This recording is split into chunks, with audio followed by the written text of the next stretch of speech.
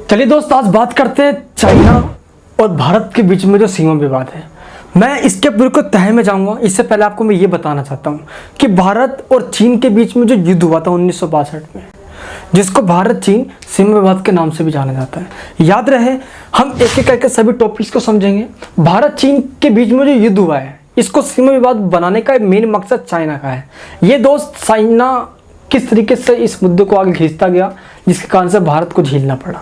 भारत नहीं बल्कि दोस्तों चाइना से उसके आसपास के देश भी परेशान है। चाइना ने दोस्तों अपने आसपास का देश पे भी कब्जा कर रखा है, जिसके अंदर दोस्त तिब्बत आता है, पूर्वी तुर्किस्तान आता है, हांगकांग आता है, आइनर मंगोलिया आता है, मकाओ आता है, ताइवान आता है, हैनान आता है, आईसीआई मंगोलो ऑटोनोमस, नवागा तिबेटियन एंड कियांग ऑटोनोमस आता है। इन सभी देशों पे आज चाइना कहीं ना कहीं दोस्तों अपना अधिकार जमाए बैठा हुआ है। चाइना चाहता है कि पूरे विश्व पे उसकी बादशाहत स्थापित हो जाए, दुनिया का बाप चाइना बन जाए, जो चाइना चाहे वही हो, चाइना चाइना चाइना सब जगह गूंज जाए। दोस्तों चाइना ने दोस्त पूरे देशों की नस तो पकड़ ली है। इकोनॉमिक सेक्टर में चाइना तो बहुत तेजी से फैल चुका है, लेकिन वो चाहता है कि राजनीतिक रूप से भी चाइना बहुत तेजी से फैलता चले जाए और तमाम देश उसकी पॉलिसी को अपनाए और दोस्त सब जगह उसका डंका बजे। ये हिंद महासागर को लेकर भी या समय समय पे दोस्त सीमा विवाद को लेकर पूरे देशों के साथ ये घिरता रहा है। अभी भी दोस्त जो कोरोना वायरस का जो मामला चला, आप जानते ही हो किस तरीके से चाइना का पूरे विश्व ने घेरा। लेकिन WHO में चाइना का बढ़ता प्रभाव देखते हुए अमेरिका ने भी इसकी आलोचना करी, लेकिन दोस्त चाइना चाइना चाइना चाइना चलाते तो रह गए, कुछ खास फर्क नहीं पड़ा। भारत और चीन जो युद्ध हुआ था 1962 में, वही भारत चीन के बीच सीमा विवाद का कारण बना था। लेकिन वो मुद्दा था क्या, थोड़ा चलते हैं इतिहास के अंदर। चाइना मैकमोहन लाइन को पार करके 1962 में 20 अक्टूबर का दिन था, कहाँ पे, लद्दाख के अंदर, पूर्वी लद्दाख के अंदर अटैक कर दिया था, गलवान की नदी घाटी के ऊपर कब्जा कर लिया था। इस मेन घटना की शुरुआत 1950 से 51 के बीच में जब हुई, जब चाइना ने अपना नक्शा जारी कर दिया और उस नक्शे के अंदर भारत के अधिकांश हिस्से को चाइना ने अपने नक्शे में दिखा दिया। और इस नक्शे में दिखाने के बाद जब भारत ने उंगली उठाई तो चाइना ने ये कह दिया, अरे यार ये नक्शा तो चाइना के पुराने सरकार, जब दोस्तों कोमिंतांग की सरकार हुआ करती थी, जब के दौरान ये मैप बनाया गया था, हम समय मिल जाएगा हमें तो हम इस मैप को चेंज कर देंगे। चाइना ने ये कह दिया। भारत ने मान लिया, चल भाई ठीक है चेंज कर लो यार, है ना, मामला मत बढ़ा के बड़ा, वरना दिक्कत हो जाएगी। और दोस्त इसको देखते हुए चाइना ने सिर्फ भारत को तसल्ली दे दी। लेकिन हुआ ये कि 1954 में तिब्बत समझौता हुआ, तिब्बत को लेकर समझौता हुआ था। याद रहे 1950 में ही तिब्बत पे कब्जा कर लिया था चाइना ने। और दोस्तों 1954 में हमने खुद जाके झोले पे सौंप दिया और मान्यता दे दी कि भाई तिब्बत चाइना का हिस्सा है। और इसमें सबसे बड़ा हाथ था नेहरू जी का। नेहरू जी दोस्तों, हुआ ये पता है, चाइना ये रहा, तिब्बत ये रहा, फिर इंडिया का भाई पार्ट ये रहा। चाइना को अगर इंडिया पे अटैक करना है तो वो तिब्बत के रास्ते होते हुए आएगा। दोस्तों तिब्बत में आएगा वो, इतने में तिब्बत में जाके खदेड़ देंगे, जब तिब्बत उसका नहीं था, याद रहे।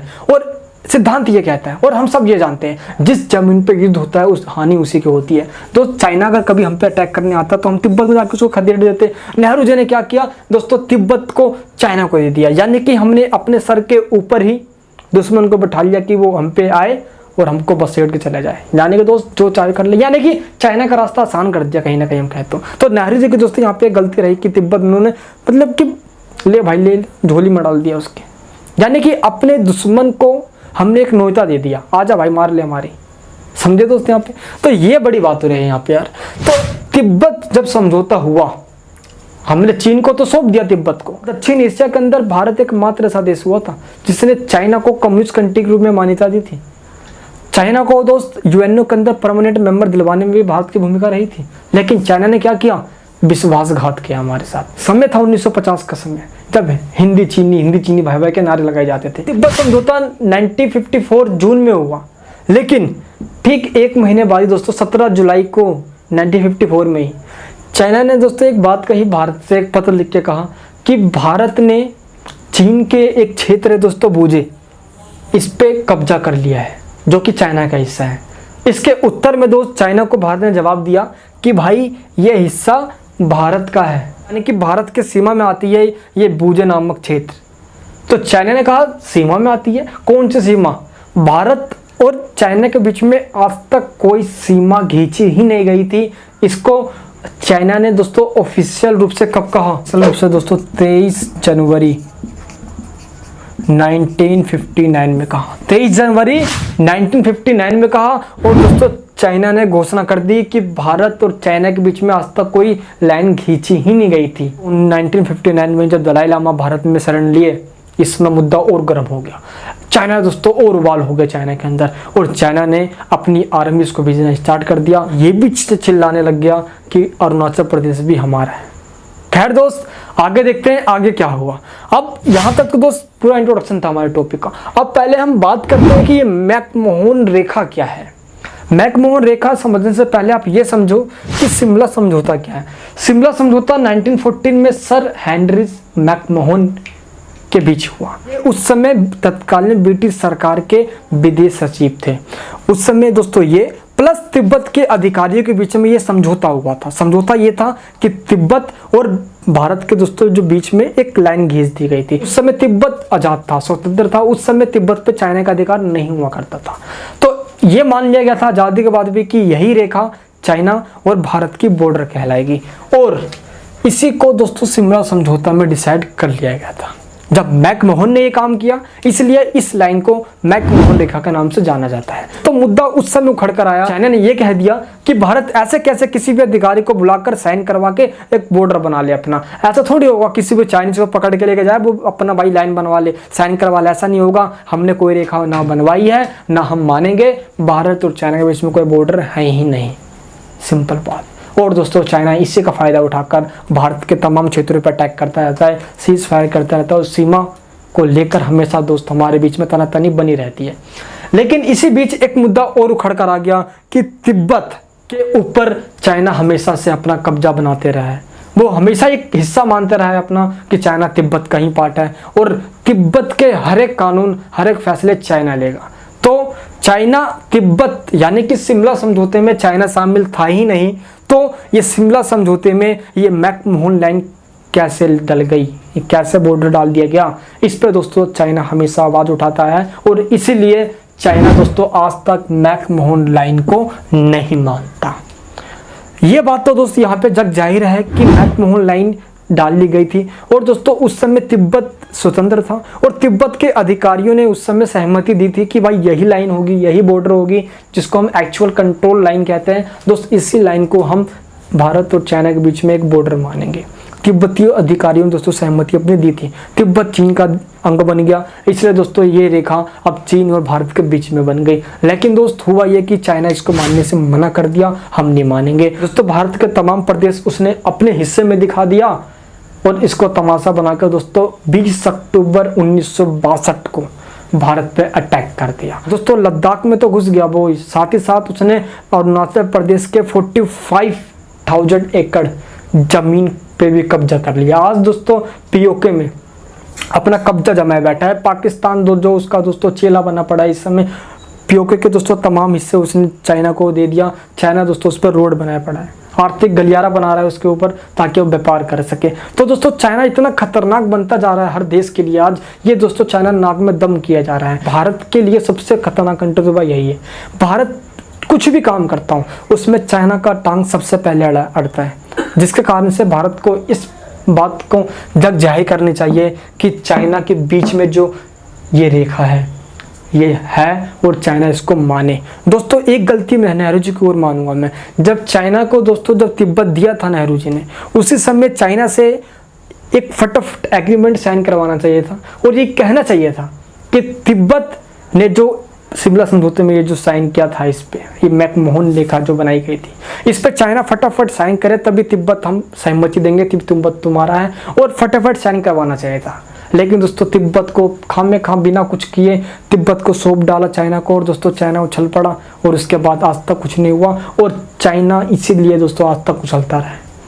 तो चाइना का काम है दुनिया को सी बनाना। समझ जाना दोस्तों सी के फुल फॉर्म क्या है, जिसके कारण से हर एक देश परेशान हुआ पड़ा है। देखो 22 लाख भारत की सेना में जानता हूँ कि चाइना की आर्मी ज़्यादा है कि भारत से युद्ध की स्थिति में बैलेंस संतुलन बन जाएगा, और इस शक्ति संतुलन बैलेंस ऑफ पावर की स्थिति में दोनों ही देश को नुकसान उठाना पड़ेगा। इसलिए दोस्तों शांति की स्थिति बनाए रखनी पड़ेगी। और चाइना को सबक सिखाने के लिए भारत को एक अलग रास्ता अपनाना पड़ेगा, क्योंकि दोस्तों जब तक हमने शांति का रास्ता अपनाया है दोस्त, हमारी शांति का फायदा उठा के हमारे पड़ोसी देशों ने हमारी इज्जत की धज्जियां उड़ा दी है कि भारत पे चीन का आक्रमण। दोस्त अक्टूबर 1962 में भाई भारत पे साम्यवादी चीन ने बड़े पैमाने पे आक्रमण कर दिया। इससे पहले 12 जुलाई 1962 को लद्दाख में गलवान नदी की घाटी पर भारतीय चौकियों पर चीनियों ने भाई बड़े भयंकर रूप से दोस्तों घेरा बनाकर आक्रमण कर दिया।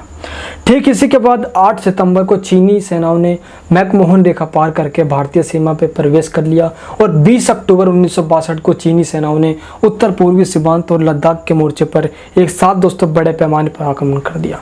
दोस्तों भारत युद्ध के लिए तैयार नहीं था, ये दुनिया जानती है। चाइना के भाई शासक को नेहरू जी ने जब यहाँ पर न्योता दिया दोस्तों, चाइना के शासक 1962 से पहले यहाँ पे आए भी। आपको पता होना चाहिए कि चीनियों के साथ दोस्त नेहरू जी के संबंध पहले सोचते थे नेहरू जी बहुत अच्छे हैं हमारे संबंध, और हुआ ये कि दोस्त इस समय नेहरू जी ने चाइना को अपनी सारी कमजोरी दिखा डाली। चाइना को वो सभी हथियार, वो दोस्त हमारे पास क्या है क्या नहीं है वो सब दिखा डाला और ये बता डाला कि हमारे पास इतने तोपे, हमारे पास इतने बंदूक, इतने गोले, हमारे पास ये है वो है, खत्म। दोस्तों चाइना के शासक फटाफट यहाँ से गया, उसने बोला भारत के पास तो कुछ भी नहीं है, भारत तो पूरा खोखला है। और दोस्तों नेक्स्ट यानी कि कुछ समय बाद ही दोस्त 20 अक्टूबर 1962 को ही चाइना ने अटैक कर डाला। यानी कि दोस्त चाइना ये समझ चुका था कि भारत के पास कुछ भी नहीं है। इतना बड़ा विश्वासघात हुआ भारत के साथ, और दोस्त इसी कारण से कहा भी जाता है कि नेहरू जी को बहुत बड़ा इससे धक्का लगा। इसी धक्के के कारण नेहरू जी की डेथ हो गई 27 मई 1964 को। लेकिन दोस्त इससे पहले एक और बात याद रखे यार, अरुणाचल प्रदेश पे कब्जे के बाद एक रोचक बात बाहर निकल कर आई थी। उसी संसद में भाई जब नेहरू जी ने इस बात को उठाया तो उस समय के दोस्त रक्षा मंत्री को इस्तीफा देना पड़ गया था। महावीर त्यागी, अगर आप नाम सुना हो यार, वो सोनीपत से भी सांसद रह चुके हैं।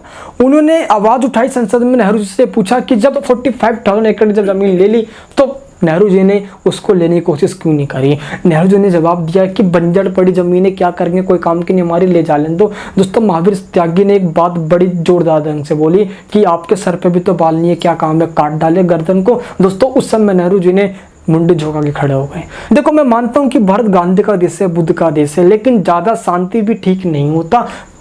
समझ में आ क्या दोस्त क्या कहना चाहता हूँ मैं। नेहरू जी की दोस्तों इन्हीं गलत नीतियों के कारण आज हमें भुगतना पड़ रहा है। समझ सकते हो। आपकी दोस्तों क्या राय इस टॉपिक पे नीचे मुझे आप कमेंट बॉक्स में बता सकते हो। और एक बात जरूर याद रखें, 20 अक्टूबर को अटैक किया था 1962 में चाइना ने। ठीक एक महीने बाद 21 नवंबर को 21 नवंबर 1962 को ही चीनियों ने ये कहा कि भाई हम युद्ध खत्म कर रहे हैं, हम युद्ध खत्म कर रहे हैं, अब युद्ध नहीं करेंगे हम। दोस्तों चाइना का पूरे वर्ल्ड के अंदर इमेज भी बना रहे और उसके कोई इमेज पे कोई उंगली भी ना उठाए कि तू तो ये कर रहा है वो कर रहा है, और दोस्तों चाइना इससे बच भी जाए। दोस्तों इस युद्ध में भारत तो तैयार नहीं था, जिसके कारण से दोस्तों हमारे सेना भी काफ़ी दोस्तों हमें खामियाजा उठाना पड़ा। बुरी तरह से दोस्तों हमारी हार भी हुई क्योंकि हम तैयार नहीं थे और हमारे पास दोस्तों इतनी रिसोर्सेज भी नहीं थी। चाइना अभी तक नहीं बदला, ना ही सुधरा है। आए दिन हमारे सैनिकों पे अटैक करना, दोस्तों सीमा विवाद को लेकर मुद्दे को उठाना, और यूएनओ में भारत की स्थायी सदस्यता को लेकर सबसे बड़ा कांटा चाइना बना पड़ा है। दोस्तों सबक सिखाने के लिए हमें सारी आर्थिक गतिविधियां चाइना से बंद करनी पड़ेगी। मैं ये नहीं कह रहा दोस्तों एकाएक बंद करें, हमने चाइनीज के ऐप बंद करके हमने उसको सबक सिखाया, चाहे दोस्तों वो टिकटॉक ही क्यों ना हो। चाइना को बड़े लेवल पे सबक सिखाना होगा, लेकिन स्टार्ट धीरे धीरे करना होगा ताकि हमारी इकोनॉमी भी बैलेंस्ड बनी रहे। अब दोस्त हमें आत्मनिर्भर बनना है, चाइना का पर्दाफाश हम पूरी दुनिया में कर सके। आपकी क्या राय है दोस्त, मुझे प्लीज़ वीडियोस के कमेंट बॉक्स में बताना। इस तरह के दोस्तों वीडियोस चाहते हो तो प्लीज़ चैनल को सब्सक्राइब करना, थोड़ी वीडियो को लाइक करके मेरे हौसला को बढ़ाना। दोस्त ऐसे टॉपिक्स में आपको और देना चाहता हूँ ताकि दोस्त आप और समझो। इन सभी टॉपिक्स को दोस्त मैंने लिख कर नीचे वेबसाइट पे डाल रखा है, आप उसको पढ़ सकते हो। दोस्तों इंग्लिश मीडियम के बच्चे भी पढ़ सकते हैं, दिया गया है दोस्तों लिंक, आप वहाँ पे जाके रीड आउट करें। प्लीज़ दोस्तों चैनल को सब्सक्राइब करें, थोड़ा इस वीडियो को शेयर करें। मैं नेक्स्ट वीडियो में एक और धमाकेदार टॉपिक्स लेकर लौटने वाला हूँ, बड़ा सरप्राइज आप सभी के लिए। चलिए दोस्तों मिलता हूँ मैं नेक्स्ट वीडियो में। जय हिंद, जय भारत।